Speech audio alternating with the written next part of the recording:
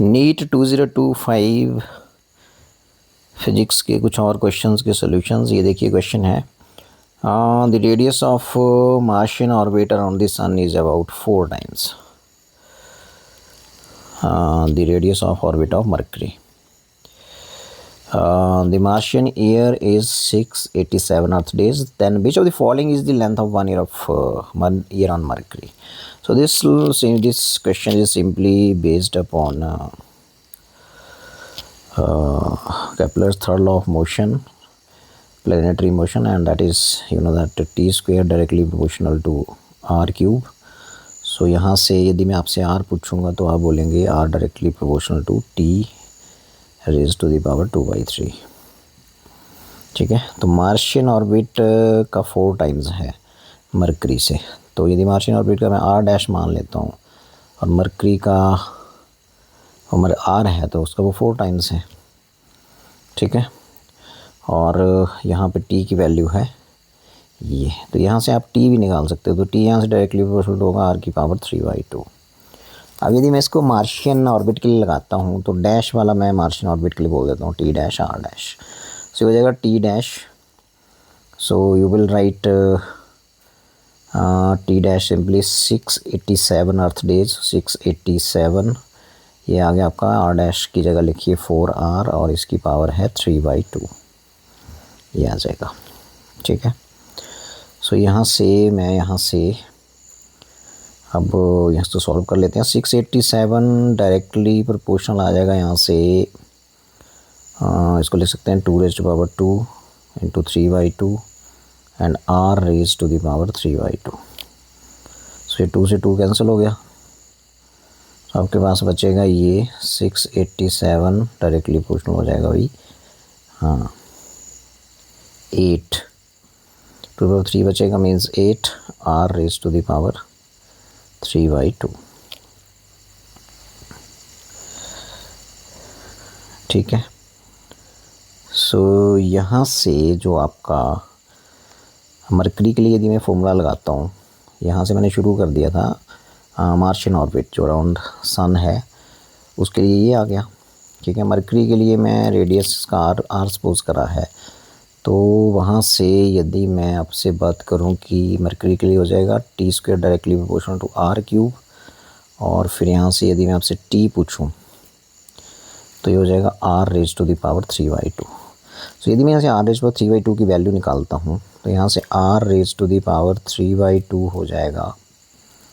ये हो जाएगा यहाँ से 687/8 और इस वैल्यू को फिर मैं यहाँ पुट कर देता हूँ तो टाइम पीरियड आ जाएगा मरकरी पे 687/8. तो लगभग ये आ जाएगा आपका 8 और 8 × 64 और आगे बचेगा 4 और 8 × 48. सो लगभग इतना सा आ जाएगा. इतने अर्थ डेज आ जाएगा ये आंसर. अप्रॉक्सीमेटली EARTH अर्थ डेज. ओके, सो यहाँ से यदि आप देखो तो इसके नज़दीक जो ऑप्शन है वो रहेगा फर्स्ट. ठीक है, सो ये था आपका केपलर थर्ड लॉस के ऊपर क्वेश्चन था कि radius of Martian orbit around the sun है वो 4 टाइम्स है. तो यहाँ मैंने 4 टाइम्स लिख दिया. आर रेडियस ऑफ मरकरी है, orbit of Mercury, radius of orbit of Mercury R है. तो फिर ये फॉर्मूला लगा के यहाँ से टी डैश दिया हुआ है 687 अर्थ डेज यहाँ लिख दिया और यहाँ से आर रेज 3/2 की वैल्यू निकाली मैंने. अब ये फॉर्मूला मैंने मरकरी के लिए लगाया तो मरकरी के लिए फॉर्मूला लगेगा बिकॉज मरकरी के ऑर्बिट का रेडियस मैंने आर सपोज करा है. ठीक है, सो यहाँ से फिर टी की वैल्यू निकाल दीजिए. जो आर रेज 3/2 आपको डायरेक्ट कहीं से मिल जाए तो मिल रहा है तो 687/8. तो लगभग 86 के आसपास आंसर होगा और उसके नज़दीक जो आंसर है वो आपका 88 अर्थ डेज. ठीक है, सो लेंथ ऑफ 1 ईयर और मरकरी होएगी 88 अर्थ डेज के लगभग. ठीक है, सो ये था. उसके अगला क्वेश्चन देख लेते हैं. सो ये है क्वेश्चन आपका सिंपली बोहर्स मॉडल पे. ठीक है जी, तो इसमें ये बोला जा रहा है कि particle of mass M is moving around the origin with a constant force. जब पार्टिकल मूव कर रहा है तो सेंट्रीपिटल फोर्स कांस्टेंट दिया है, बोलता है mv²/r. तो एम भी कांस्टेंट है, फोर्स भी कांस्टेंट दिया हुआ है, ये देखिए फोर्स कांस्टेंट दिया हुआ है, इसका मतलब वी स्क्वायर अपॉन आर जो है वो यहाँ से कांस्टेंट हो गया, ठीक है। और यहाँ से आप बोल सकते हो कि वी स्क्वायर जो है वो डायरेक्टली प्रोपोर्शनल टू आर हो गया, ठीक है। आगे पढ़ते हैं। इफ़ बोहर्स मॉडल, ये बोहर लिखा है यहाँ पे if Bohr model is use to describe its motion, तो बोहर मॉडल में जो क्वांटाइजेशन कंडीशन रहता है वो रहता है angular momentum of electron that is equal to n h upon 2 pi, ठीक है। तो यहाँ से मास यदि कांस्टेंट है तो v r directly proportional to n बचेगा, एच यहाँ पर एक्स कांस्टेंट है। अब इसमें पूछा जा रहा है कि the radius r nth orbit में और पार्टिकल की स्पीड nth ऑर्बिट में, मतलब n से कैसे वेरी करेगी। तो यहाँ एक बार तो आप यहाँ से v की वैल्यू निकाल दीजिए, तो v की वैल्यू हो जाएगी r raise to the power half. इस v की वैल्यू को आप यहाँ पुट कर दीजिए, तो इसकी वैल्यू लिख देते हैं r की power 1/2 into R and directly proportional to n, तो बन जाएगा r की पावर 3/2 डायरेक्टली टू n, ठीक है। तो r कैसे वेरी करेगा, डायरेक्टली प्रोपोर्शनल टू n की पावर 2/3, तो ये हो गया, ठीक है। तो यहाँ मैंने v की वैल्यू पुट करी, यदि मैं यहाँ r की वैल्यू पुट कर दूँगा तो r की वैल्यू क्या है, यहाँ से r डायरेक्टली प्रोपोर्शनल टू क्या है, वी स्क्वायर, तो यहाँ लिखो वी स्क्वायर, तो आ जाएगा v into v square directly proportional to n, तो यह आ जाएगा v raise to the power 3 directly to n, तो यहाँ से v पूछेंगे तो n की पावर 1/3, तो v का वेरिएशन n से ऐसे रहेगा और r का वेरिएशन n से ऐसे रहेगा, यहाँ पावर n की 2/3 होएगी और यहाँ पावर n की 1/3 होएगी, ठीक है। सो देख लेते हैं कौन सा ऑप्शन ठीक है, r directly proportional to n raise to the power 2/3 ये वाला, और v directly proportional to n raise to the power 1/3, तो ये था, ठीक है। सो आगे चलते हैं और अगला क्वेश्चन देख लेते हैं। तो नेक्स्ट क्वेश्चन ये है, तो इस क्वेश्चन में बड़े ध्यान से देखें आप, तो इसमें ये पूछा जा रहा है सिंपली कि ये container has 2 chambers of volumes इतने एंड इतने सेपरेटेड बाय ये पार्टीशन थर्मल इंसुलेटर, मतलब एक पार्टीशन है बीच में और एक पार्टीशन ले लेते हैं यहाँ पे, और इस तरफ एक चैम्बर है ये वाला, और इस तरफ दूसरा चैम्बर है ये वाला, ठीक है। ये जो बीच में पार्टीशन है ये थर्मल इंसुलेशन है, मतलब ये बीच वाली पार्टीशन है ये, ठीक है जी। सो अब ये बोल रहा है कि यहाँ वॉल्यूम V1 जो है वो 2 लीटर है, यहाँ V2 जो है वो 3 लीटर है, और N1 दिया हुआ है चैम्बर कंटेन्स इतने मोल्स, इसमें N1 जो है वो 5 है, उसमें N2 जो है वो आपका 4 है, 4 मोल्स। प्रेशर यहाँ P1 जो है वो 1 एटमॉस्फेरिक प्रेशर है, और यहाँ P2 जो है वो कितना है, 2 एटमॉस्फेरिक प्रेशर, 2 atm, ठीक है जी। सो इस क्वेश्चन को करने के लिए आपने सिंपल आइडियल गैस इक्वेशन लगा दीजिए। सो इसके लिए लगाएंगे, फिर इसके लिए लगाएंगे, ठीक है। तो यहाँ पे आप देख रहे हो कि टेम्परेचर कांस्टेंट है भाई, ठीक है। सो यदि मैं लगाता हूँ तो फर्स्ट वाले केस के लिए लगाता हूँ तो बन जाएगा P1 PV is equal to nRT, so P1 V1 is equal to N1 RT, T constant है। और यदि मैं दूसरे के लिए लगाता हूँ तो P2 V2 इसके लिए, तो ये N2 RT, ठीक है जी। अब मैं इक्वेशन 1 बोल देता हूँ, इसको मैं 2 बोल देता हूँ, और 1 + 2 कर लेता हूँ, तो 1 + 2 करूँगा तो यहाँ से क्या आ जाएगा, देखो P1 V1 plus P2 V2 that is equal to N1 + N2, क्योंकि RT कॉमन आ जाएगा, तो ऐड किया मैंने, कुछ नहीं किया, ठीक है। सो इसको मैं 3 नंबर लगा देता हूँ। अब ये पार्टीशन बोल रहा है कि when the partition is remove the mixture attain an equilibrium pressure निकालना है। पार्टीशन को रिमूव कर देते हैं, इक्विलिब्रियम प्रेशर को हम P बोल देते हैं, ठीक है। सो पार्टीशन रिमूव कर दी तो फिर फॉर्मूला क्या रहेगा, फॉर्मूला रहेगा P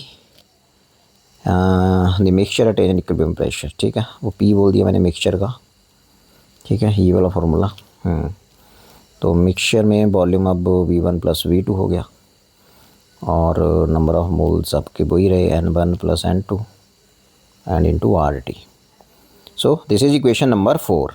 सो आप देखोगे यहाँ से कि राइट हैंड साइड तो सेम है, तो लेफ्ट हैंड साइड में आपका एक ये बचेगा और एक ये बचेगा। इसका मतलब यहाँ से P mixture is equal to आपका आ जाएगा P mixture V1 plus V2 that is equal to ये वाला P1 V1 plus P2 V2। तो यहाँ से आप पी मिक्सचर निकाल लोगे तो यह आ जाएगा आपके पास P1 V1 plus P2 V2 divided by V1 plus V2। अब मैं यहाँ वैल्यूज़ पुट कर देता हूँ। सो वैल्यूज़ हैं आपकी P1 की वैल्यू है 1 और V1 की वैल्यू है 2 प्लस P2 की वैल्यू है 2, V2 की वैल्यू है 3 और नीचे वॉल्यूम का सम है 2 प्लस 3। तो आप देखते कितना आता है ये। सो ये आ जाएगा आपके पास 2 प्लस 3 2 जा 6 अपॉन 5, मतलब ये आ जाएगा आपके पास 8/5, मतलब ये आ जाएगा आपके पास 5 1 जा 5 1.6 एटमॉस्फेरिक प्रेशर आ जाएगा ये। ठीक है, 5 1 जा 5 और 3 35 6 चाहिए तो 1.6 एटमॉस्फेरिक प्रेशर होगा आपका मिक्सचर का। ठीक है, जब आप इस पार्टीशन को रिमूव कर दोगे। ठीक है, तो ये था सिंपली आइडियल इक्वेशन पे क्वेश्चन, सिंपल क्वेश्चन था। सो आगे बढ़ते हैं और आगे देखते हैं अगला क्या है। सो अगला है आपका ये है। तो इसमें आपने सिंपली क्या करना है कि जो क्वेश्चन है इलेक्ट्रोस्टैट का क्वेश्चन है और इसमें पूछा ये गया है कि 2 आइडेंटिकल चार्ज कंडक्टिंग स्फीयर्स हैं ए एंड बी, सेपरेट उनके जो सेंटर्स के बीच का कुछ डिस्टेंस है। Charge on each sphere is Q and force of repulsion between them is F। तो एक स्फीयर है ये और दूसरा स्फीयर है ये आइडेंटिकल है तो उनके बीच का कुछ डिस्टेंस होगा। ठीक है, दिया हुआ है separate by some distance and बोला charge on each sphere is Q। तो Q ले लेते हैं तो फोर्स ऑफ रिपल्शन हो जाएगा directly proportional to Q into Q square upon R square. ठीक है, अब यहाँ कुछ आगे इसने किया, आगे इस क्वेश्चन आगे इसने क्या किया कि आगे इसने ये किया यहाँ पे कि यहाँ से यदि आगे मैं लाइन पढ़ता हूँ तो a third identical uncharge conducting sphere, एक स्फीयर और लेके आए, चलो इनके नाम दे देते हैं, this is A, this is B। ठीक है, और एक और आइडेंटिकल लेकिन वो अनचार्ज था भी, उसके ऊपर चार्ज कोई नहीं था। ठीक है, इस कॉन्टैक्ट में लाए स्फीयर A के। ठीक है, तो ये आपका स्फीयर A था, ये था। और यदि मैं C को ऐसे कॉन्टैक्ट में लेके आया, बिल्कुल आइडेंटिकल था वो, अब इसके ऊपर A और ये इसको C, ठीक है, टच किया, इसके ऊपर चार्ज Q था। ठीक है, क्यों ये अनचार्ज था, इसके ऊपर कोई चार्ज नहीं था, पहले इसमें टच में लाए एंड देन विद B, उसके बाद फिर B के साथ टच में लाए। ठीक है, तो जब इसके साथ टच में लाओगे तो बॉडी को चार्ज करने के 3 तरीके होते हैं, एक होता है चार्जिंग बाई फ्रिक्शन, एक होता है चार्जिंग बाई इंडक्शन और एक होता है चार्जिंग बाई कंडक्शन। तो कंडक्शन वाला यहाँ लगना है भाई। सो जब इसको कॉन्टैक्ट में लगाएंगे तो ये चार्ज शेयर करेंगे। ठीक है, they will share charge, A and C will share charge till they have same charge. तो अब ये Q है तो Q जब शेयर करेंगे तो इसके पास आ जाएगा, ये बिल्कुल डिवाइड हो जाएगा हाफ हाफ। तो आपके पास ये वाला मैंने बना दिया, इसके पास चार्ज आ जाएगा Q/2 और इसके पास भी चार्ज आ जाएगा Q/2। ये कौन था, ये था A और ये कौन था, जो अनचार्ज था C। अब इसके पास चार्ज आ चुका है, तो यहाँ तक पहुँच गए हम। ठीक है, एंड देन क्या किया पढ़ो, एंड देन विद B, उसके बाद इसको B के साथ टच में लाए तो B आपका ये था, ये बैठा हो इधर B, ये B ऐसे, फिर इसके साथ किसको टच में लाए, C वाले को। लेकिन अब लाए टच करने के बाद, अब इसको इसके ऊपर चार्ज कितना था, यहाँ देखो Q था। अब इसके साथ किसको टच में लाए, C को, C के ऊपर ऑलरेडी चार्ज कितना आ चुका है, Q/2।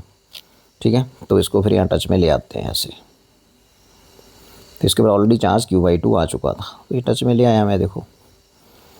अब क्या होगा, अभी वही होगा, they will share charge till they have equal charge. तो शेयर करने के लिए इसमें सिंपली इसका मीन लेना होता है आपने, मीन। तो Q + Q/2 डिवाइडेड बाई 2 इतना चार्ज आ जाएगा इस पे भी और इस पे भी, मतलब C पे भी और B पे भी ये वाला चार्ज आएगा। So let us solve it. So Q यहाँ से कॉमन आ गया तो ये 1 + ½ मीन्स 3/2। ठीक है, तो Q + Q/2 कितना होता है भाई, 1.5 Q और अपॉन 2। ठीक है, तो ये कितना हो जाएगा, 0.75 Q, ये चार्ज आएगा इन दोनों पे। ठीक है, तो इसके ऊपर ये है बच्चों सी और ये है आपका बी, तो ये है बी, ठीक है। अब इनके ऊपर चार्ज आ जाएगा, इसके ऊपर आएगा 0.75 क्यू और इसके ऊपर भी आ जाएगा 0.75 क्यू। अब देखते हैं क्या होता है। And finally removed from both, फिर ये सी को यहाँ से हटा दिया। अब क्या पूछ रहा है, new force of repulsion between spheres A and B, ठीक है। अब ए और बी के बीच कितना आपका, ये बी था, ए और बी के बीच अब कितना फोर्स होगा ये बताओ मेरे को। अब देखो आप ना, ए के ऊपर कितना चार्ज आ चुका है Q/2, बी के ऊपर कितना आ चुका है 0.75 क्यू। अब फोर्स ऑफ रिपल्शन इनके बीच होगा, F' बोल देते हैं, डायरेक्टली प्रोपोर्शनल टू पहला चार्ज Q/2 मल्टीप्लाइड बाई दूसरा चार्ज 0.75 क्यू डिवाइडेड बाई उनके बीच का डिस्टेंस, क्योंकि वो सेम डिस्टेंस पे ले गए उनको, फिर सेपरेशन वाला डिस्टेंस सेम है, ठीक है। So new force of repulsion ये हो जाएगा r², ठीक है जी। और देखो यहाँ पे कितना आंसर आ रहा है, ये Q इंटू क्यू तो हो गया Q², तो यहाँ गया Q² और ये r² को भी साइड में लिख देते हैं। अब जो यहाँ नंबर आएगा वो देखो क्या आएगा, वो नंबर आ रहा है 0.75/2, ठीक है।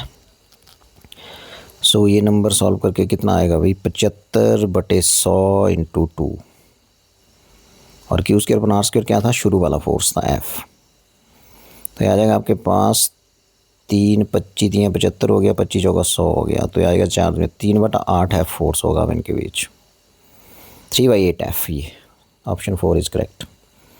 सो ये था, अच्छा क्वेश्चन था ये, सिंपल चार्जिंग वाई कंडक्शन पे। एक बार दोबारा देख लेते हैं अभी, ए और बी के बीच कुछ डिस्टेंस दिया था, इसके ऊपर चार्ज Q था, इसके ऊपर भी Q था, तो फोर्स ऑफ रिपल्शन हो जाएगा ये, ठीक है। अब एक अनचार्ज्ड आइडेंटिकल कंडक्टिंग स्फीयर, उसका नाम मैंने C बोल दिया, लेके आया, इसको टच किया A से, A के ऊपर ऑलरेडी चार्ज Q था, तो इनकी चार्ज शेयरिंग होगी till they have equal charge, तो Q बराबर बंटेगा, तो कितना कितना आएगा Q/2 Q/2। फिर इसको यहाँ से हटा के B के साथ टच किया, ठीक है, लेकिन हटाया तब जब इसके ऊपर चार्ज Q/2 आ चुका था।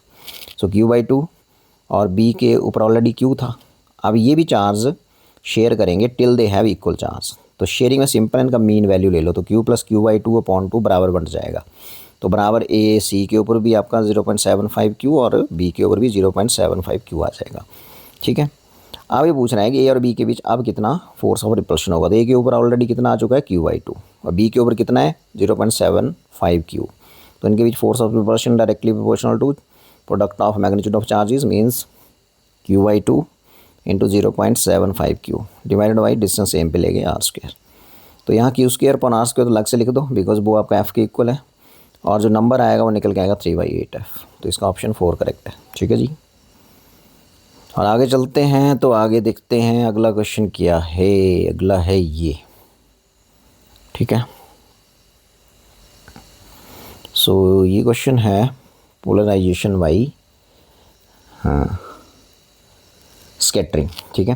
तो उसके ऊपर सिंपली आपने ये बिल्कुल सिंपल सा पढ़ा, एक ट्रांसपेरेंट शीट है, इसके ऊपर यदि अनपोलराइज्ड लाइट, अनपोलराइज्ड मीन उसमें इलेक्ट्रिक फील्ड वेक्टर के दोनों कंपोनेंट्स होंगे, पैरेलल टू वाइब्रेशंस दोनों होगी, है ना। ये जो एरो है रिप्रेजेंट करता है vibrations of E vector in the plane of the paper, and this dot represent vibrations of E vector perpendicular to the plane of paper, तो दिस इज अनपोलराइज्ड लाइट। जब एक ट्रांसपेरेंट शीट पे पड़ेगी तो क्या होने वाला है, कुछ लाइट यहाँ से रिफ्लेक्ट हो जाएगी, ये नॉर्मल ड्रॉ कर देते हैं, और ये, ठीक है, और कुछ लाइट यहाँ से बिकॉज रेयर से डेंसर जा रही है तो नॉर्मल की तरफ झुकेगी ऐसे, तो ये, तो इधर वाली लाइट जो है वो आपकी वही रहेगी जो शुरू में जो पड़ी थी, वो वैसी ही रहेगी, मतलब अनपोलराइज्ड ही रहेगी। लेकिन जैसे ही आई पी के इक्वल हो जाता है ना, पोलराइजिंग एंगल के इक्वल हो जाता है, तो इधर वाली जो लाइट है उसमें डॉट्स गायब हो जाते हैं, मतलब वाइब्रेशंस कैसी रहती हैं, फिर वाइब्रेशन रहती हैं परपेंडिकुलर, नहीं जो प्लेन में है वाइब्रेशंस वही रहती हैं भाई, ठीक है। तो यहाँ क्या देखो ये, और उस टाइम ये जो एंगल रहता है ये रहता है 90 degree, this is reflected ray, this is refracted रे, ये वाली इसका रिफ्रैक्टिव इंडेक्स म्यू है ट्रांसपेरेंट शीट का या मीडियम का, ठीक है। तो ये आपने पढ़ा है, वही सिंपल इतना। तो अनपोलराइज्ड लाइट जब पोलराइजिंग एंगल पे किसी ट्रांसपेरेंट मीडियम पे इंसिडेंट होता है तो आपको पता है कि ये रिफ्लेक्टर लाइट कम्प्लीटली पोलराइज्ड पाई जाती है और ये वैसी रहती है जैसी इंसिडेंट लाइट थी, मतलब अनपोलराइज्ड ही रहेगी। तो फिर यहाँ आपको पता है ब्रेविस्टर्स लॉ में आपने पढ़ा है कि tan p जो होता है दैट इज़ म्यू हो जाएगा, ठीक है। तो यहाँ पे बोल रहा है कि रिफ्रैक्टिव इंडेक्स 1.73 दिया जा रहा है, तो tan p is equal to mu दिया जा रहा है 1.73 और 1.73 होता है √3। तो यहाँ से tan p √3 है, तो tan p जो है वो हो जाएगा tan 60, तो p हो जाएगा यहाँ से 60 डिग्री। तो पोलराइजिंग एंगल आ चुका है 60 डिग्री, ठीक है। तो यदि ये 60 है तो ये भी 60 होगा, because angle of incidence equal to angle of reflection, ठीक है। तो अब आपके पास क्या पूछा जा रहा है, कौन सा ऑप्शन ठीक है। Reflector light is completely polarize, बिल्कुल ठीक है। And angle of reflection is close to 60 degree. Angle of reflection तो आ चुका है 60, because I is equal to P होता है। जब 60 डिग्री पे पड़ेगी तो एंगल ऑफ रिफ्लेक्शन तो 60 ही होगा, तो ये ऑप्शन 1 करेक्ट है, ठीक है। क्लोज टू का तो मतलब ही नहीं है, बिकॉज 60 पे पड़ा तो 60 होगा वो तो। आई इज इक्वल टू आर होता है, आई यदि 60 है तो ये भी 60 होगा, लॉ ऑफ रिफ्लेक्शन है। तो ऑप्शन 1 इज़ करेक्ट। सो यदि मैं आगे बात करता हूँ तो एक parallel plate capacitor made of circular plates is being charge, the surface charge density on its plates is increasing at the constant rate of time, the magnetic field rising due to displacement current is.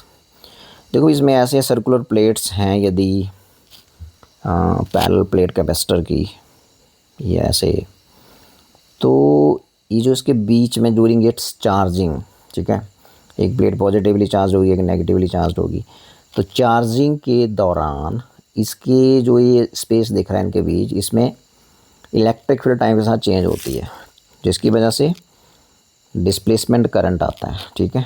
तो मतलब time rate of change of electric field की वजह से आएगा displacement current, और वो IC के बराबर ही होता है। जो बाहर कनेक्टिंग वायर्स लगी होंगी वो दोनों करंट बराबर होते हैं, मतलब जो I काम करेगा वही आपका ID करेगा, ठीक है। तो I मतलब changing electric field will produce changing magnetic field, जिसकी वजह से ID आएगा, और ID इक्वल टू क्या होता है, IC के बराबर होता है, कंडक्शन करंट के बराबर होता है।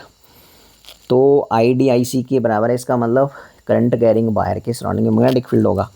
तो यदि मैं इसको ऐसे मान लेता हूँ, सिलेंड्रिकल सरफेस ऐसे ले लेता हूँ, सिलेंडर बना देता हूँ यहाँ पे, तो इसका मतलब ये हो गया कि अब इलेक्ट्रिक फील्ड करंट तो चल रहा है, करंट तो ऐसे चल रहा है, ID है, ठीक है, डिस्प्लेसमेंट करंट है ID। सो यदि मैं यहाँ से आपसे पूछता हूँ तो जो आपकी आउटसाइड पॉइंट के लिए मान लेते हैं कोई पॉइंट बाहर है, तो एक सिलेंड्रिकल वायर जिसमें करंट I चल रहा है, सिलेंड्रिकल वायर जिसमें करंट ID चल रहा है, ठीक है। तो उसके बाहर एक पॉइंट है, तो वहाँ जो आपकी फील्ड निकालनी हो कैसे निकालते हैं, वहाँ फील्ड निकालते हैं, डिस्टेंस लेनी पड़ेगी, कितनी distance, suppose this is R, ठीक है। तो यदि मैं एम्पीयर सर्कुलर लॉ लगाता हूँ तो वो क्या होता है, B.dl is equal to mu naught I की जगह यहाँ ID है, ठीक है। तो यदि ये जो आपका DL है ये हो जाएगा cos 0, तो ये जो B है ये बन जाएगा आपका DL means this is mu naught ID। सो यहाँ से B इंटू रेडियस इस लूप का R है, तो क्लोज, क्योंकि आपको पता है कि वहाँ क्लोज पाथ लेना पड़ेगा जिसका रेडियस R है, ठीक है।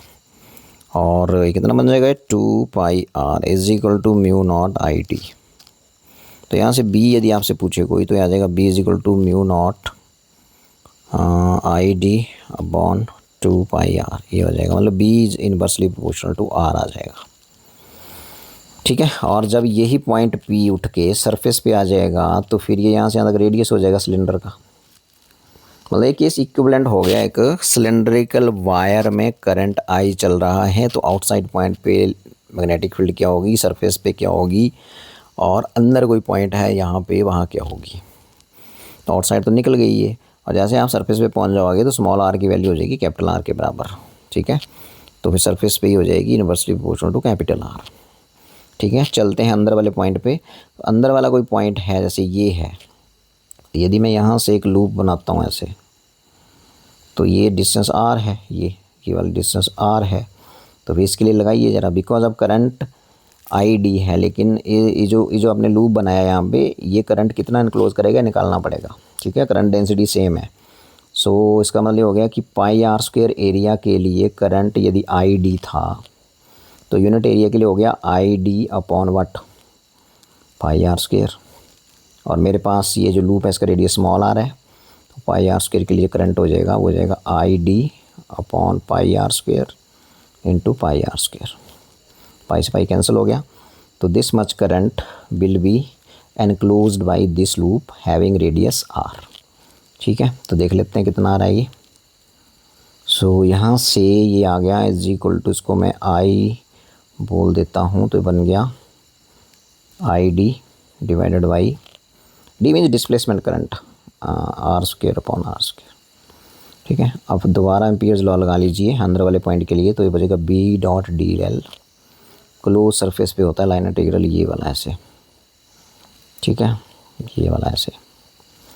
सो यहाँ पे क्लोज सरफेस, तो ये बी डी एल में एंगल कॉस 0 1 हो गया, तो ये बचा आपके पास ऐसे, that is equal to mu naught I होगा यहाँ। अब ये मेन चीज़ आई, बिकॉज ये जो आपका लूप है ये कितना करंट एनक्लोज कर रहा है, आई डी नहीं कर रहा है, आई डी तो टोटल करंट इसमें एनक्लोज है। तो इसके हिस्से में कितना आया भाई, इसके हिस्से में आया आई डी अपॉन, पुट कर देते हैं value, I D upon R square into R square, या इसके हिस्से में। तो इसकी वैल्यू पुट कर देते हैं 2 पाई आर। सो यदि मैं यहाँ से इसकी वैल्यू निकालना चाहूँगा तो बच्चों ये आ जाएगी, देखिए आई डी आर स्क्वायर बटे आर स्क्वायर, तो 2 पाई आर नीचे आ जाएगा, तो वैल्यू ही आने वाली है म्यू नॉट अपॉन 2 पाई नीचे आ गया, एक आर आ गया, बाकी उनको ऐसे लिख दीजिए R square upon R square. तो यहाँ से एक आर कट गया, बाकी जो भी बचा वो देखो आप, लेकिन बी कैसे वेरी करा आर से, डायरेक्टली प्रोपोर्शनल, एक ही आर बचा यहाँ पे। तो अंदर वाले पॉइंट पे डायरेक्टली टू आर वेरी करेगी, आउटसाइड पॉइंट के लिए इन्वर्सली टू आर, आर उस पॉइंट का डिस्टेंस है सिलेंडर के एक्सिस से, और मैक्सिमम होगी सरफेस वाले पॉइंट के लिए। तो यदि इसकी डायग्राम, यदि इसका ग्राफ बनाया जाएगा, तो बी ये आ गया, ये सेंटर है, ये डिस्टेंस यदि एक्स लेनी है आपको, या चलो आर ही लेनी है, तो यहाँ से ऐसे ये सरफेस वाले पॉइंट के लिए मैक्सिमम, और फिर आगे ऐसे, मतलब यहाँ B directly proportional to R, यहाँ मैक्सिमम हो गया, यहाँ आर की वैल्यू जो होगी वो कैपिटल आर हो गई, और यहाँ बी ये वाला इन्वर्सली प्रोपोर्शनल टू ये आर, ऐसे ग्राफ आएगा, ठीक है। ये बी यहाँ डायरेक्टली प्रोपोर्शनल टू आर है। सो ये बेसिकली, ये जो क्वेश्चन था बेसिकली ये वही बन गया कि एक करंट कैरिंग सिलेंड्रिकल वायर है, उसके बाहर मैग्नेटिक फील्ड क्या होगी by using amperes sector law, surface पे क्या होगी और अंदर वाले पॉइंट पे क्या होगी। तो बाहर B inversely proportional to R, surface पे inversely proportional to radius, maximum होती है सरफेस पे, और ये वैल्यू होगी मैक्सिमम, ठीक है, और अंदर directly proportional to R, graph ऐसे आएगा। अब आप बेस्ट ऑप्शन इसमें देख सकते हो कि it is non zero everywhere with maximum at the imaginary cylindrical surface, ये बताया मैंने, connecting peripheries of the plates, ठीक है, पेरिफेरीज ऑफ द प्लेट्स, ठीक है। सो ऑप्शन 3 इसमें आना था। तो it was not very tough question, was simple question, ठीक है। सो आगे देख लेते हैं। सो आगे यहाँ पे जो क्वेश्चन है बेसिकली वो है आपका इंस्ट्रूमेंट्स पे और बर्नियर कैलिपर पे क्वेश्चन है अभी, ठीक है। तो 10 बर्नियर डिवीजन्स कॉन्साइड कर रही हैं, मतलब 10 BSD जो है वो है आपकी 9 MSD के बराबर। तो 1 BSD कितना हो गया यहाँ से, 9/10 MSD, ठीक है। तो यहाँ से सिंपल जैसे आप करते हो तो इसका लीस्ट काउंट कितना हो जाएगा, वो होता है 1 MSD माइनस 1 BSD। अब BSD की वैल्यू यहाँ पुट कर दें तो आ जाएगा 1 MSD माइनस 1 BSD की वैल्यू 9/10 MSD, तो MSD कॉमन ले लो, तो ये आ जाएगा 1 माइनस 9/10, और आगे आ जाएगा आपके पास MSD। अब MSD जो है बेसिकली वो मेन स्केल जो वैल्यू है वो है आपकी 0.1 सेंटीमीटर। सो ये आ जाएगा आपके पास 1/10 इंटू एक MSD की वैल्यू है ये, तो ये आ जाएगा आपके पास 0.01 सेंटीमीटर। ये तो आ गया इसका। तो अब आपने जो इसमें वैल्यू निकालनी होती है वो होती है true value is equal to actual value, actual value हाँ माइनस, बिकॉज यहाँ पे बड़े ध्यान सुनेंगे। अब यहाँ पे क्या है, जो लाइन एक लिखी हुई है वो है मेन लाइन।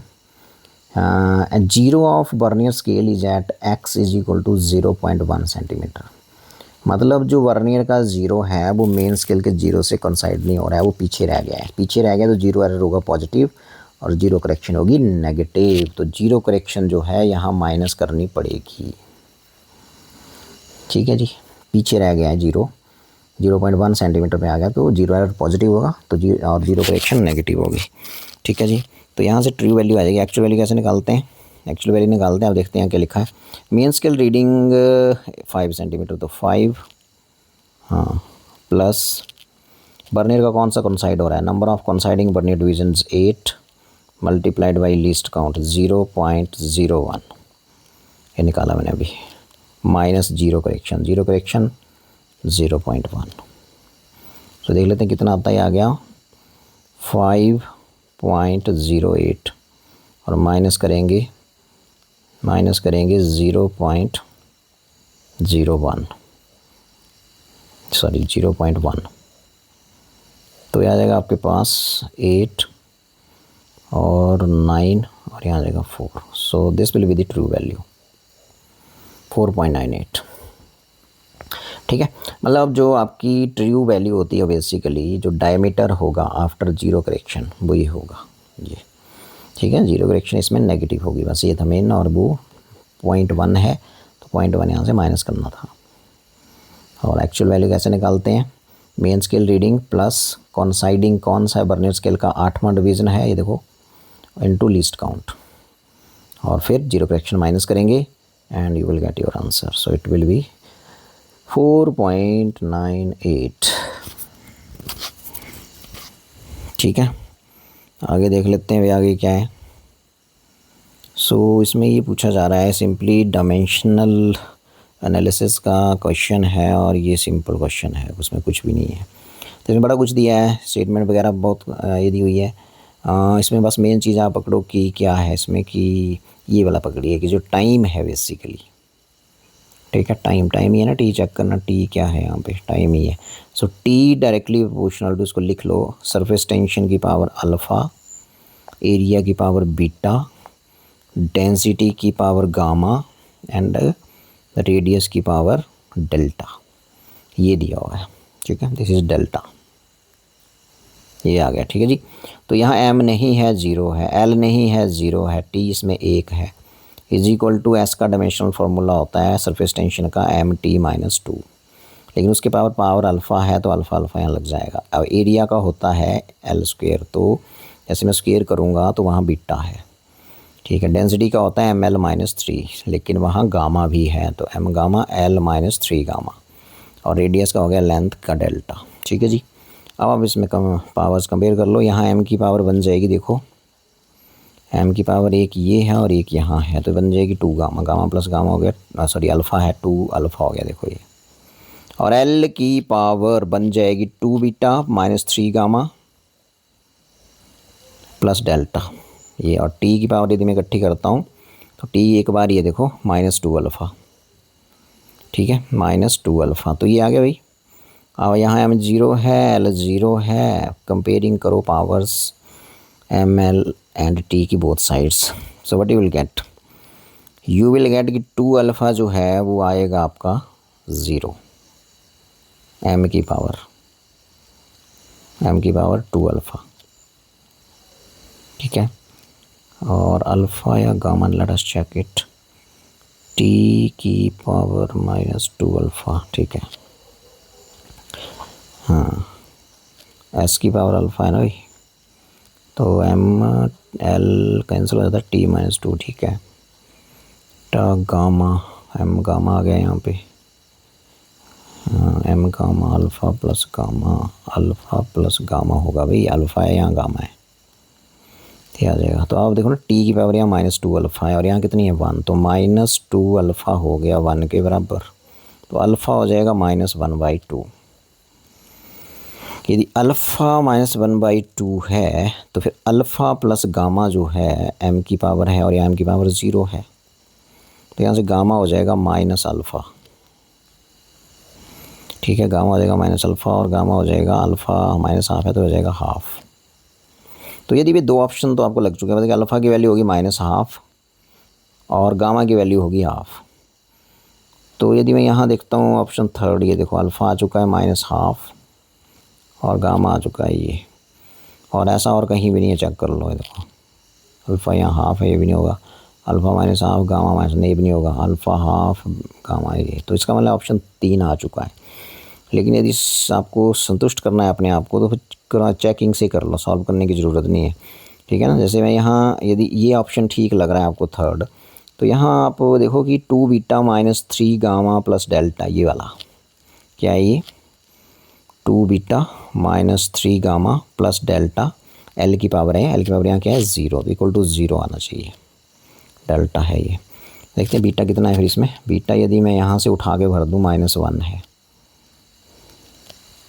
-1, 2 इंटू -1 -3, गामा कितना है, गामा तो हम निकाल चुके हैं, हाफ है, डेल्टा कितना है 7/2 है, क्या ये 0 आता है, लेट अस चेक, -2 -3/2 प्लस 7/2। ठीक है जी, बीटा कितना है, बीटा है -1। तो यहाँ से यदि मैं देखूँ तो ये आ गया आपके पास, तो जब मैं ऐड करूँगा 3.5, ये हो गया -3.5 और ये +3.5, यस, सो इट इज़ 0। तो इसका मतलब बीटा की वैल्यू भी होगी -1 और डेल्टा की वैल्यू होगी 7/2, -1 7/2। तो ऑप्शन थर्ड इज़ करेक्ट। चलते हैं आगे और देखते हैं नेक्स्ट क्या है। तो this question is very simple question of gravitation. Question ये बोल रहा है कि यदि बॉडी का वेट अर्थ सरफेस पे इतना है, तो जैसे ये आपकी अर्थ है, यदि यहाँ वैल्यू g है, रेडियस r है और आप यहाँ जा रहे हैं हाइट h और h जा रहे हैं आप इस क्वेश्चन में मेरे ख्याल से r/3, तो ये तो यहाँ वैल्यू हो जाएगी g' हाइट h पे। तो जो g' का फॉर्मूला रहता है, ये रहता है g/1 + h/r और इसकी पावर 2, ये फॉर्मूला याद रखिए। तो यदि मैं इसको m से मल्टीप्लाई कर देता हूँ तो वेट बन गया, ये वेट बन गया इस पॉइंट P पे और ये वेट बन गया इस पॉइंट सरफेस पे, इस पॉइंट M पे। ठीक है, ये वाला वही तो दिया हुआ है, सरफेस पे तो 48 है, तो ये आ जाएगा 48/1 + h की वैल्यू दी है r/3, 1/3 ऑफ रेडियस। ठीक है, तो h की जगह लिखिए r/3, तो r/3 और 3 r से r कट गया और इसकी पावर कितनी है 2, तो आ जाएगा 48, r से r कैंसिल, तो ये आ जाएगा 1 + 1/3, इसका स्क्वायर आ गया, तो ये आ जाएगा आपके पास 48, तो ये आ जाएगा 3 और ये आ जाएगा 3 + 1 4, 4/3 का स्क्वायर, तो ये आ जाएगा 9, ऊपर चला जाएगा 3 का स्क्वायर 9 और 4 का 16 इंटू 48, 16 3 48 हो गया और 9 3 27 हो गया। तो 27 न्यूटन वेट होगा बॉडी का हाइट h पे, मतलब इस पॉइंट P पे। तो 27 newton, option B is correct. Very simple question. आगे चलते हैं और बात करते हैं अगला क्या है। अगला है सिंपल करंट इलेक्ट्रिसिटी से। सो इस क्वेश्चन में बड़ा सिंपल सा क्वेश्चन है और ध्यान से यदि देखें तो इस क्वेश्चन में ये पूछा जा रहा है कि ये वायर ऑफ रेजिस्टेंस R, इसके 8 टुकड़े कर दिए और 2 equivalent resistance made by adding 4 of these together in parallel, मतलब 4 यहाँ से आप 1 2, ये आ गया 3 और ये आ गया आपका 4, ये ऐसे। ठीक है, सो यदि इनको मैं ऐसे कनेक्ट करता हूँ, ये जोड़ दिए मैंने, ठीक है 4, तो यदि एक वायर जिसका रेजिस्टेंस R था, इसके 8 टुकड़े कर दें तो हर टुकड़े का r/8 हो जाएगा, तो इसका भी r/8 होगा, इसका भी r/8 होगा, इसका भी r/8 होगा, इसका भी r/8 होगा। फिर ये 4 4 के पीस आगे को ऐसे एक और ऐसा ही नेटवर्क आगे लगा दिया, ये ऐसे, 1 2 3 और ये 4, ठीक है। तो ये इसको जोड़ दो यहाँ पे, ये अब पूछ रहा है तो ये भी R/8 होगा, अगले वाला भी R/8 होगा, अगले वाला भी R/8 होगा, अगले वाला भी R/8 होगा। तो net effective resistance of the combination, तो इन दो पॉइंट्स ए और बी के बीच इफेक्टिव रेजिस्टेंस निकालना है, ठीक है। तो R/8 4 रेजिस्टेंस पैरेलल में जुड़े हैं एक जैसे, तो आंसर हो जाएगा जो वो खुद हैं उसका बटा जितने हैं वो 4, तो इसका ही हो गया। और आगे ये इसका भी सेम ही होगा, R/8 रेजिस्टेंस की वैल्यू थी और थे कितने, वो संख्या नीचे डिवाइड हो जाती है बिकॉज पैरेलल में है। फिर ये नेटवर्क इसके साथ सीरीज़ में है तो प्लस हो जाएगा। तो this will be effective resistance between point A and B, ठीक है। तो ये आ जाएगा R/32 और ये भी आ जाएगा R/32, तो ये आ जाएगा 2R/32, ठीक है जी। तो ये आ जाएगा R/16, तो आंसर इज़ R/16। तो ऑप्शन 3 इज़ करेक्ट। बस वेरी सिंपल क्वेश्चन, कोई टफ नहीं था इसमें, सिंपल था ये।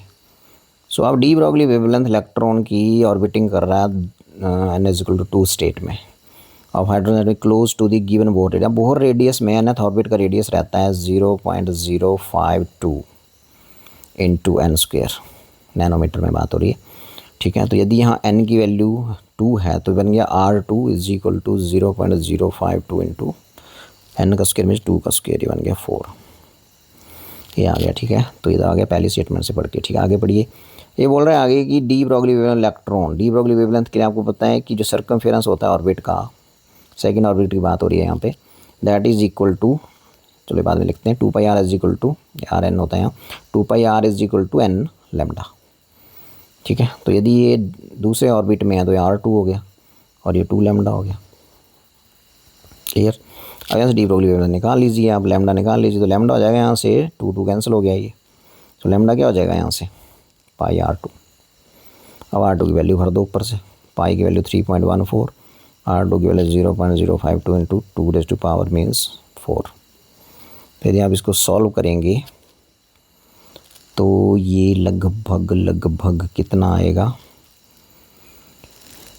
3.14 इंटू 5/100 हो गया ये, और ये 4 हो गया, तो ये लगभग आपके पास आ जाएगा, ये 5 से इसको काट देते हैं तो ये 15 10 20 हो गया, 4 5 20, मतलब 3.14 को बटा करो 5 से, तो ये लगभग आ जाएगा 0.5 के 30, 1 बचा 14, लगभग ये 3 के आसपास, 5 1 5 हो गया ना, 5 के 30 हो गया और 1 बचा तो 5 3 15 हो गया, लगभग इतना आएगा ये नैनोमीटर।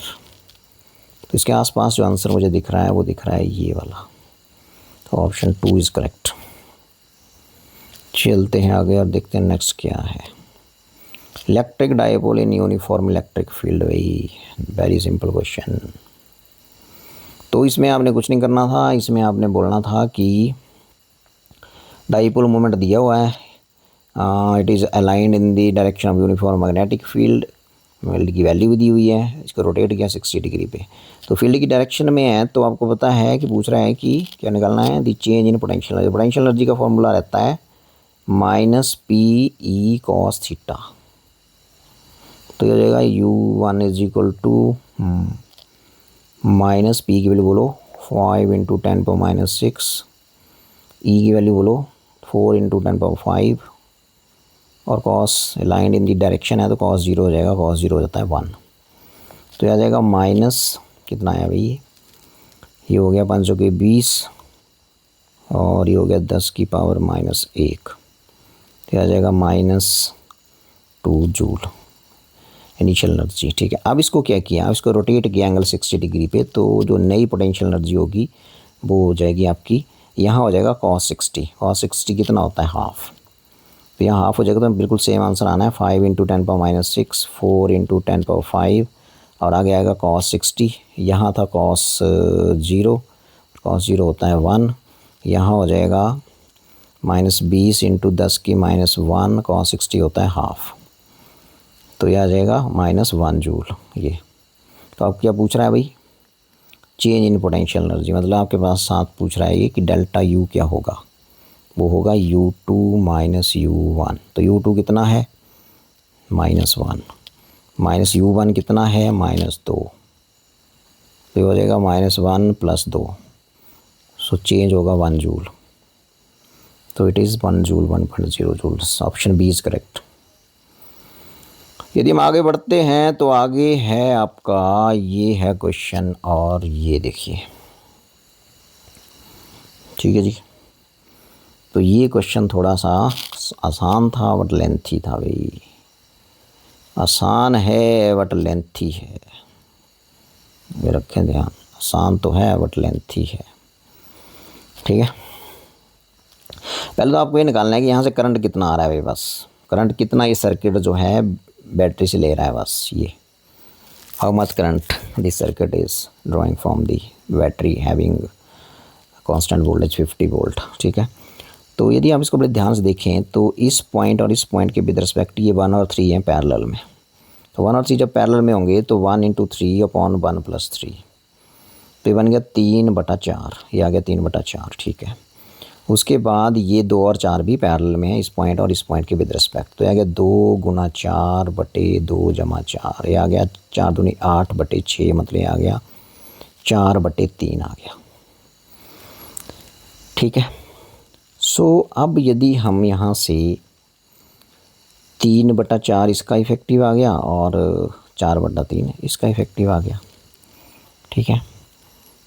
तो यदि हम बीच में देखें, मतलब ये नेटवर्क कुछ ऐसे आप बना सकते थे इसको, दिस इज इक्विवेलेंट टू, ऐसे यदि पॉइंट ए था तो यहाँ से ये 1 था, ये कितना था 3 था, तो ये ऐसे, ये ऐसे था, ठीक है। और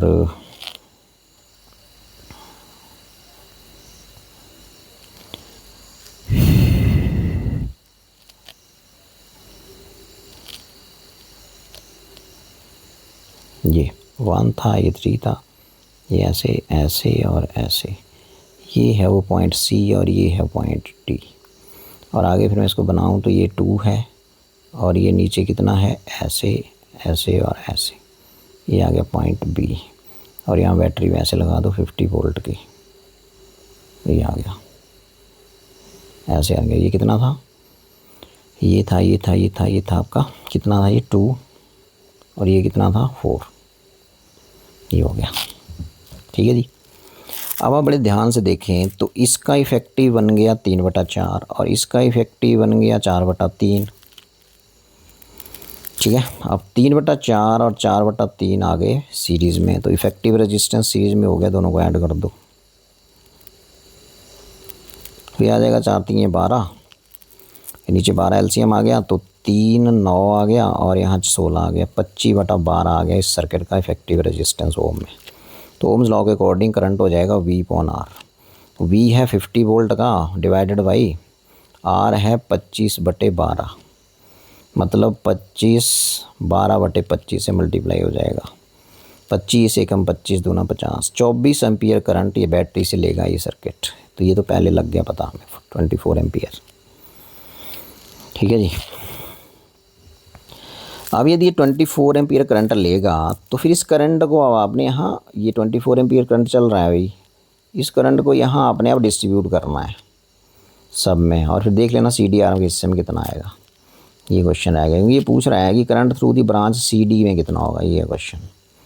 तो यदि मैं इसको चलता हूँ आगे लेके, तो बड़े ध्यान से आप देखें, तो अब देखो यदि ये करंट 24 एम्पियर यहाँ पहुँचा, तो इधर चला गया मान लो I1 और इधर चला गया I2 इधर को, तो I1 कितना होगा, ये क्वेश्चन।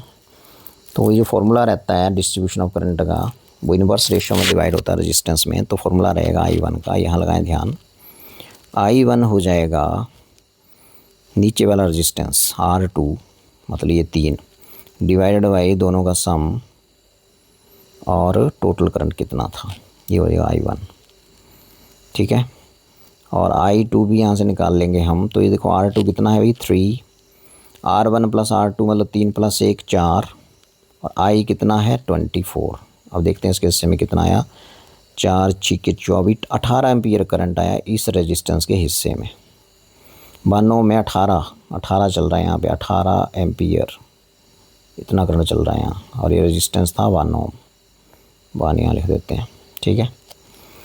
अच्छा, ऐसे 24 यहाँ से चला था, यहाँ से 24 ने एंट्री मारी थी, तो ऊपर की 18 चला गया तो नीचे वाले में 6 ही आएगा, तो यहाँ 6 एम्पियर करंट चला, ठीक है, 6 एम्पियर। तो इसको हम ऐसा करते हैं कि रंग इसका कलर सेम ही रखते हैं, 6 एम्पियर यहाँ आ गया, 4 और 6, ठीक है। सी पॉइंट पे पहुँच गए भी, ठीक है। अब देखते हैं आगे वाले हिस्सों में कितना आएगा, और टोटल तो 24 ही है, तो यहाँ से I2 आ गया 18 और यहाँ से आ जाएगा 6 एम्पियर, ठीक है जी। तो ये आ गया। उसके बाद चलें यदि हम, तो अब अगले रेजिस्टेंस की बात करते हैं, यहाँ क्या हो रहा है, ठीक है। तो 2 ओम को कितना मिलेगा, क्योंकि 18 और 6 फिर इस आर में 24 किया, परे को 24 किया, तो फिर इसको कितना मिला, इसको मैं बोल देता हूँ I1 कितना आया देख लेते हैं। हाँ, रिवर्स प्रोपोर्शन, मतलब नीचे वाला रेजिस्टेंस पहले 4 अपॉन इन दोनों का सम 6 मल्टीप्लाइड बाई, ये फॉर्मूला लगा रहा हूँ 24। तो यदि टोटल करंट 24 था तो 6 चौके 24, तो 16 एम्पियर गया भाई ऊपर वो, मतलब इधर गया 16 एम्पियर, इधर 16 एम्पियर, क्लियर। अब था कितना टोटल, 24 था, तो 16 यहाँ चला गया तो 8 इसमें जाएगा, बस हो गया क्वेश्चन। अब बताओ CDR में कितना गया, आ जाओ इधर वापस, यहाँ देखो। अब यदि हम बड़े ध्यानपूर्वक इसको देखें तो 18 एम्पियर करंट यहाँ आता है यहाँ, और नीचे वाले आर्म से 6 एम्पियर आता है, 24 हो गया दोनों का जोड़। और जब बाद में हम देखते हैं तो 8 एम्पियर इससे निकलता है इधर को, और ऊपर से 16 ही निकलता है, ठीक है। था कितना यहाँ सी पे कितना पहुँचा था, 18 एम्पियर, 18 एम्पियर यहाँ पहुँचा था, और इस तरफ कितना गया 16, तो नीचे को कितना उतरा होगा 2 एम्पियर, क्योंकि टोटल तो 18 था और 16 यहाँ गया, तो 2 एम्पियर नीचे को उतर गया होगा CDR में, और ये 2 एम्पियर फिर इस 6 एम्पियर से ऐड होके इस तरफ को कितना गया होगा 8 एम्पियर, और फिर 16 और 8 24 फिर यहाँ निकल गया होगा, क्योंकि 24 एम्पियर ने एंट्री लगाई है यहाँ से। 24 यदि प्लस से छूटा है तो 24 नेगेटिव तरफ आएगा भी, तो CDR के हिस्से में 2 एम्पियर करंट आया भाई, टेढ़ा क्वेश्चन था भी, ठीक है, लेकिन कॉन्सेप्चुअल था, कोई ऐसा टफ नहीं बोल सकते इसको। चलते हैं आगे, एक बार फिर मैं इसको रिवाइज़ कर देता हूँ। आपने कुछ नहीं करना इसमें ये CDR में करंट पूछ रहा है, आपने पहले ये देखना कि जो ऊपर वाला नेटवर्क है सारा रेजिस्टेंसेस का, ये कितना करंट बैटरी से लेगा। तो इसमें सिंपली हमने ये दोनों पैरेलल में, ये भी पैरेलल में, और फिर पैरेलल में दोनों सीरीज़ में ये नेट रेजिस्टेंस आ गया 25/12, तो करंट आ गया 24 एम्पियर।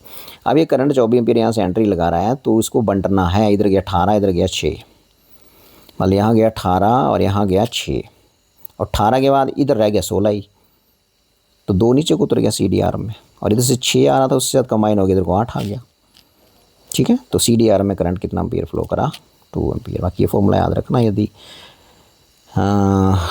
यदि रेजिस्टेंस पैरेलल में है तो करंट डिस्ट्रीब्यूट करता है अपने आप को इस फॉर्मूले के अकॉर्डिंग। ये फार्मूला ये था, और I2 का बिल्कुल सिमिलर फार्मूला होगा यहाँ होगा R1 बटे नीचे सेम रहेगा और आगे I, तो इसको यदि कैलकुलेट करोगे तो 6 एम्पियर आ जाएगा, ठीक है।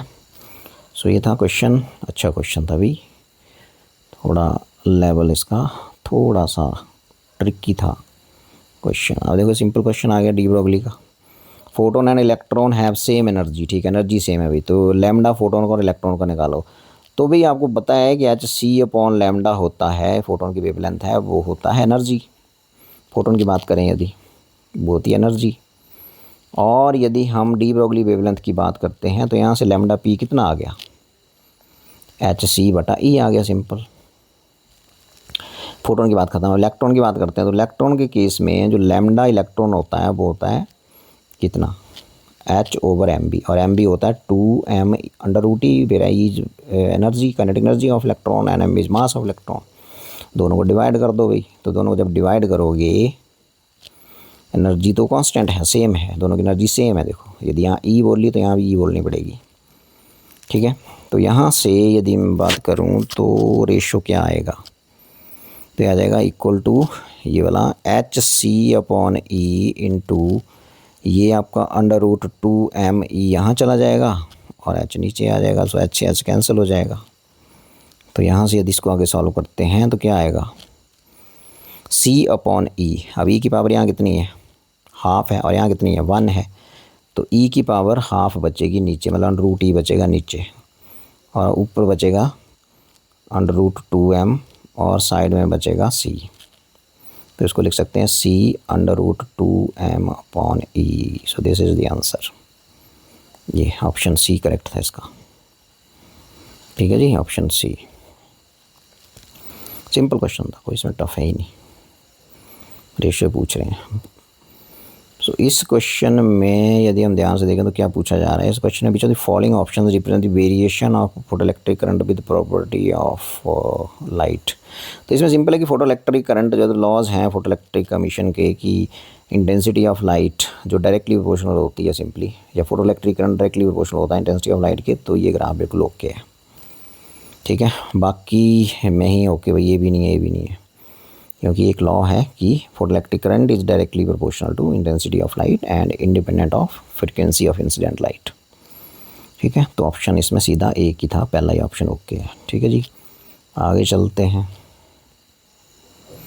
ये भी क्वेश्चन पीएन जंक्शन डायोड पे फुल वेव रेक्टिफायर, तो देख लेते हैं। इसमें भी सिंपल, यदि इंस्टेंटेनियस वैल्यू की बात कर रहा है, जो इंस्टेंटेनियस वैल्यू एसी की यहाँ से चल रही है, उसकी वैल्यू है Vin इज इक्वल टू, देख लेते हैं, 220 साइन, 220 साइन, आगे बोलो क्या है, 100 पाई टी, 100 पाई टी। अब टी की वैल्यू पूछ रहा है 15 मिली सेकेंड, तो टी की जगह लिखेंगे 15 मिली मीन्स 10⁻³ तो यदि मैं इसको सॉल्व करता हूँ तो आ जाएगा 220 साइन, तो ये आ जाएगा हमारे पास, सॉल्व करके कितना आएगा, लेट अस चेक इट, 100 × 15/1000, अब 3 नीचे आके 1000 बन जाएगा, 2 कट गई, तो ये बन गया 3 और ये बन गया 2 और ये बचा पाई।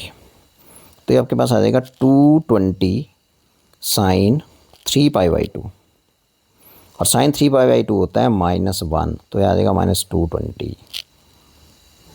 ठीक है,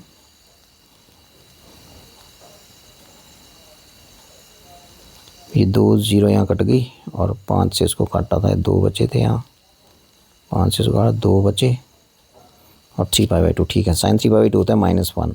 तो अब यहाँ साइन देखना आपने, साइंस मेरे को साइन से मतलब है सिर्फ माइनस साइन, इसका मतलब यहाँ वोल्टेज माइनस मिलेगी और यहाँ इसको प्लस मिलेगी। जो पोटेंशियल डिफरेंस होगा यहाँ अपर और लोअर एंड पे, ऊपर नेगेटिव पोटेंशियल होगा, नीचे पॉजिटिव पोटेंशियल होगा। और ये आपको पता है पी सेक्शन है इस डायोड का, और इस डायोड का पी है, और ये एन वाला है इधर, एन टाइप सेमीकंडक्टर। तो जब पी सेक्शन लो पोटेंशियल पे होता है तो फिर पी सेक्शन यदि लो पोटेंशियल पे है तो डायोड हो जाएगा रिवर्स बायस, और यहाँ पी सेक्शन डायोड का यदि हाई पोटेंशियल पे है, पॉजिटिव पे है, तो हो जाएगा फॉरवर्ड बायस। तो इधर वाला फॉरवर्ड बायस हो जाएगा D2, D1 रिवर्स बायस हो जाएगा, तो D1 reverse bias and D2 is forward bias. इसी साइन से ही यहाँ प्रॉब्लम। ठीक है ना, साइन आपने चेक करना है कि क्या आएगा, कि जो वोल्टेज यहाँ मिलेगी तो यहाँ नेगेटिव पोटेंशियल होगा, तो यहाँ नेगेटिव आएगा तो ऊपर नेगेटिव और नीचे पॉजिटिव। तो ऊपर पी जब नेगेटिव पोटेंशियल पे है तो रिवर्स बायस, पी जब लो पोटेंशियल पे है तो रिवर्स बायस होता है डायोड, और यहाँ पी हाई पोटेंशियल पे है तो diode is forward biased. So option 2 is correct. So ये जो वैल्यू दी जा रही थी इंस्टेंटेनियस वैल्यू थी इनपुट एसी की, उससे पहचानना था आपको। ठीक है जी, तो ये है क्वेश्चन, देखो इसको क्या है ये तो ये कुछ बोलना चाह रहा है कि 2 gases A and B are filled, same pressure है भाई, मूवेबल पिस्टन है, रेडियस RA/RB है, यहाँ RB लिखा है आगे, यस। और पूछ रहा है कि on supplying equal amount of heat same दी, delta Q first law of thermodynamics is equal to change internal energy plus work done, that is P delta V। अब यहाँ बोल रहा है कि जो भी फर्स्ट लॉ क्या बोलता है कि जो हीट सप्लाई करेंगे आप थर्मोडायनामिक सिस्टम को, that will be used in 2 ways। ठीक है, तो पहला होता है वो that will increase the internal energy of the system and will do work against external pressure. तो यहाँ पे क्या हो रहा है, देखो यहाँ पे सिंपली बोल रहा है कि सेम प्रेशर है, पी कांस्टेंट हो गया, ये वाला पी, आगे चलो, इक्वल अमाउंट ऑफ हीट भी कांस्टेंट हो गई, प्रेशर भी कांस्टेंट हो गया, ठीक है। और आपके पास बच्चा piston J and B are displaced by इतनी, ठीक है। यदि change in their internal energy भी सेम हो गई, ये भी सेम हो गया। तो बेसिकली आपके पास बचा P delta B is equal to constant, और पी भी कांस्टेंट हो गया तो डेल्टा बी बचा कांस्टेंट।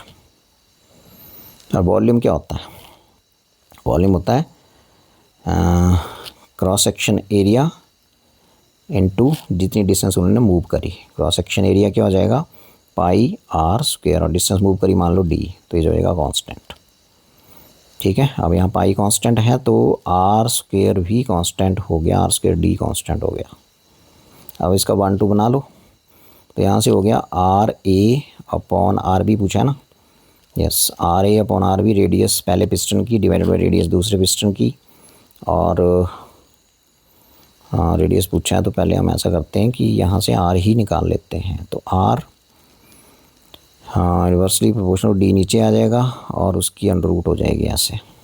अब इसका R A upon R B कर लो, तो ये उलट हो जाएगा, डी बी अपॉन क्या हो जाएगा, डी ए, उसका जाएगा स्क्वायर रूट। अब देखो डिस्टेंस बी पिस्टन ने कितना मूव करा है, distance move by piston B is 9 centimetre और दूसरे ने करा है 16 सेंटीमीटर, और ये आ जाएगा आपका 3/4। सो ऑप्शन 2 इज़ करेक्ट। नीचे आ जाएगा ना डी, तो यहाँ are inversely proportional to 1/√d, बिल्कुल ठीक, R A upon R B हो जाएगा, यहाँ से उलट है, डी बी अपॉन डी, बिल्कुल ठीक। बी पिस्टन ने डिस्टेंस मूव करा है 9 और उसने करा है 16, 3/4। सो सिंपल क्वेश्चन था, कोई इसमें टफ नहीं था भाई। और देख लेते हैं very simple question on percentage error. So इसमें आपको पता ही है कि परसेंटेज एरर होगा पी में, delta P upon P into 100 is equal to, यहाँ देखो पावर प्लस से होता है सारा आपको पता है, so 3 delta A upon A plus 2 power नीचे उतरती है 2 delta B upon B plus C, इकल्ला ही है, चाहे नीचे है चाहे ऊपर प्लस ही होगा, तो delta C upon C plus half delta D upon D, ये आ गया इंटू 100, ठीक है। तो परसेंटेज आ जाएगा 3, वैल्यू पुट करते जाओ। डेल्टा ए में कितना है, ए बी सी डी में 1%, तो ये आ गया 1 प्लस 2 डेल्टा बी में कितना है 3%, सी में 2% और हाफ इंटू डी में 4%, तो ये आ जाएगा आंसर आपका। तो ये आ गया 3 प्लस 6 प्लस 2, 2 से 2 कट गया 4, 2 ही बचा, यहाँ 6 3 9 तो 11, तो 13% एरर होगा भाई, ऑप्शन 3। वेरी सिंपल क्वेश्चन, ठीक है। सो आगे चलते हैं और इस क्वेश्चन को देख लेते हैं। ये क्वेश्चन बहुत ही अच्छा क्वेश्चन था भाई, ये था पोलराइजेशन ऑफ लाइट पे, ठीक है।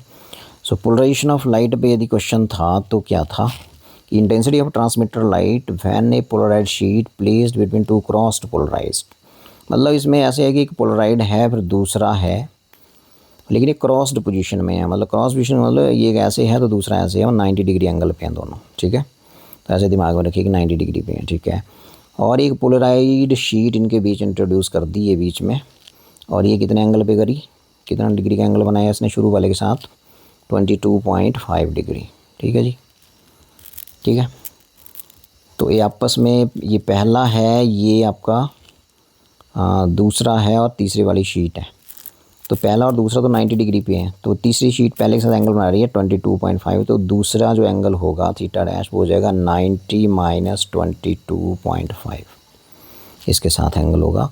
दूसरा जो पोलर है उसके साथ एंगल हो जाएगा शीट का, पहले के साथ उसका 22.5 है, बिकॉज ये और ये आपस में 90 डिग्री पे हैं, तो फिर अगले वाला जो एंगल होगा इसका दूसरे पोलराइड का शीट के साथ होगा 90 माइनस 22.5, ठीक है। अब आप देखो कि लाइट जब यहाँ से पड़ेगी, यदि उसकी इंटेंसिटी आई है तो यहाँ रह जाती है I/2, पहले पोलराइजर से गुजरेगी तो कितनी रह जाएगी I/2, ठीक है। इसी को I0 बोल रहा है, चेक करना क्वेश्चन में, ये देखो I0 is intensity Polaroid after passing through the first Polaroid, तो फर्स्ट से निकलने के बाद ये है आपका फर्स्ट से निकलने के बाद I0, ठीक है।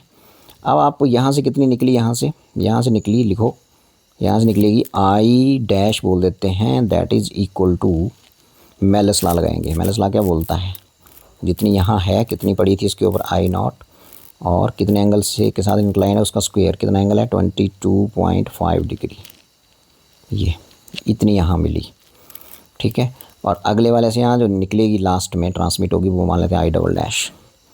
तो आई डबल डैश हो जाएगा, कितनी पड़ी इसके ऊपर, ये सारी बोलो क्या थी, आई नॉट कॉस स्क्वायर 22.5 डिग्री, ये आ गई, इंटू कॉस स्क्वायर जो नया एंगल है 90 minus 22.5 degree.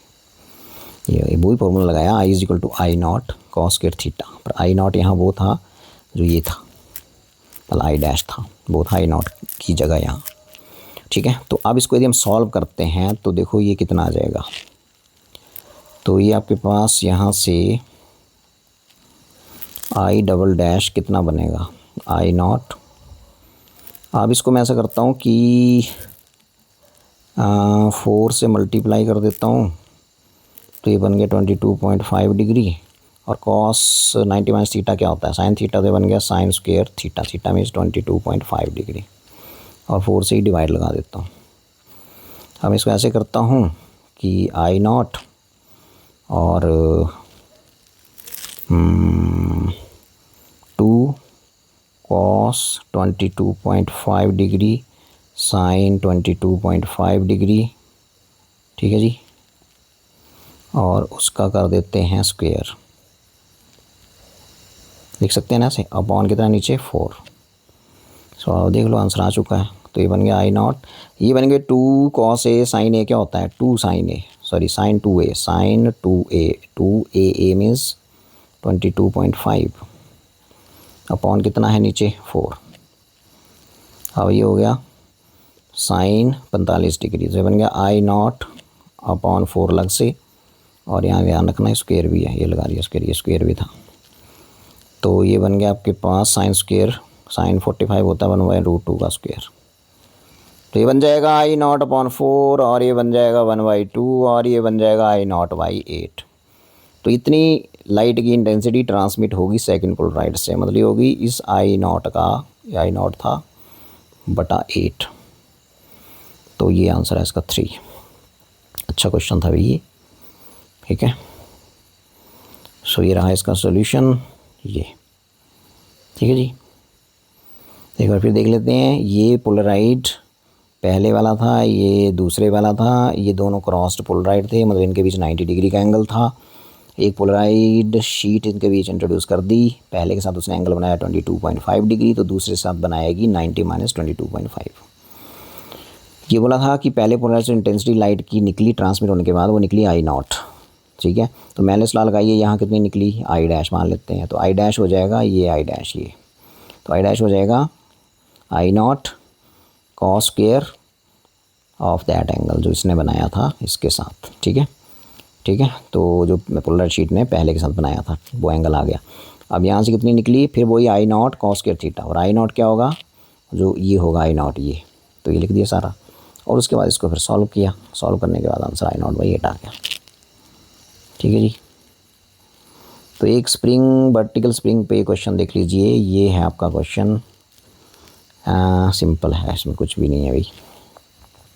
To identical point masses, two massless spring of spring constant दिया हुआ है, वर्टिकल ऑसिलेट कर रहे हैं, मैक्सिमम स्पीड जहाँ से, मैक्सिमम स्पीड क्या होती है आर ओमेगा, वी मैक्स क्या होता है R omega, R means amplitude, मतलब ए ओमेगा ये होता है, ठीक है। तो ये पूछ रहा है कि मैक्सिमम स्पीड आर सेम, और एम्पलीट्यूड दिए हुए हैं ये, ठीक है।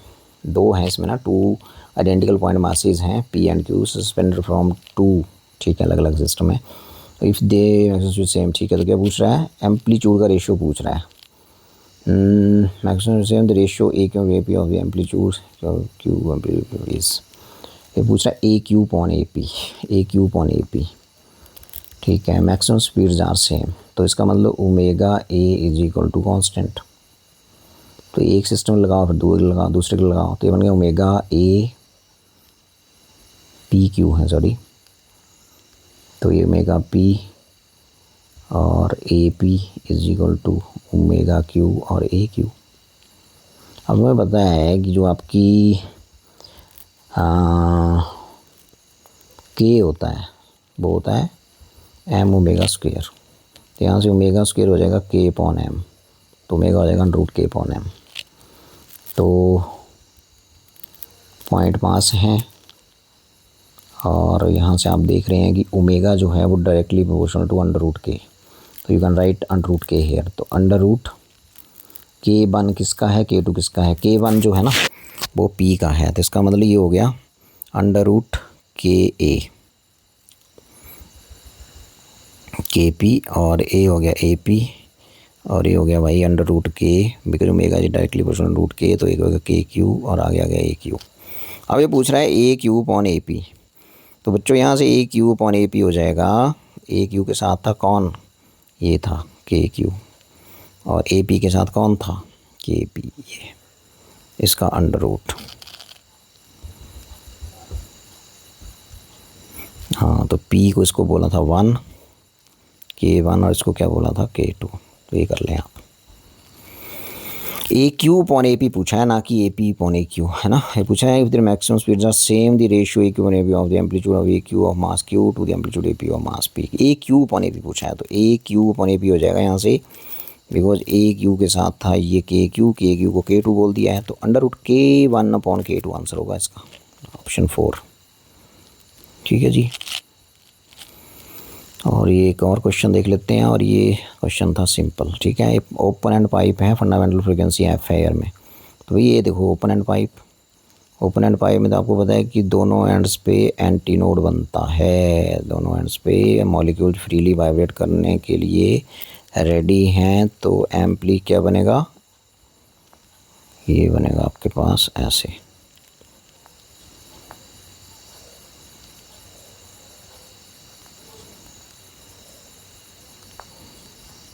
ये आपके ओपन एंड पाइप है,